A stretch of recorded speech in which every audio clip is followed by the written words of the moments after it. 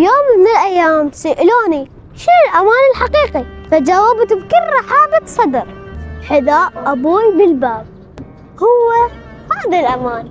البعض راح يستغرب من هالجملة، بس شايف من تدخل للبيت وتشوف حذاء أبوك بالباب إيش قد نفسيتك ترتاح. استغربت من بعض التعليقات على آخر فيديو نزلته اللي كان عنوانه كيف الأب يتعامل مع أبنائه.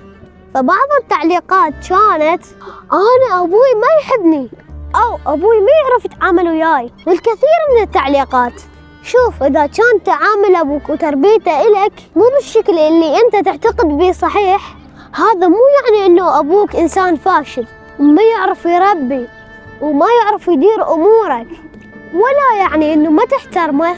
إذا كان أبوك ما يتعامل وياك بشكل صح، هنا أنت كابن لازم تخلي تعاملك وثقتك بنفسك قوية، تعكس أسلوب وتعامل أبوك بكل شيء حلو.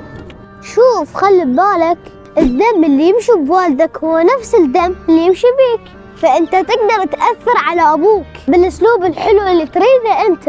إذا كنت تعرف الصح وين، أنت سويه، أنت علمه أو ذكره، بالتالي هالشي راح يعكس نظرة حلوة من أبوك عليك. تدرون شي؟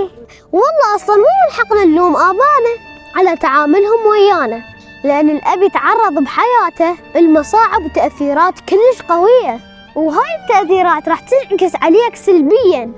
أنت اقعد وفكر ويا نفسك، قول هو من يطلع من الصبح للليل يجي ميت تعب على اليمن، تتوقع على موده هو؟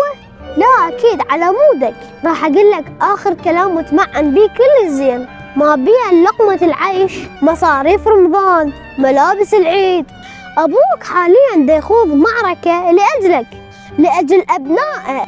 فآخر دعواي: اللهم لا تكسر رجلا أمام أهل بيته. أنا مهيمن، أصدقائي يسموني المحفز. كل عام وأنت بخير حبيبي بابا.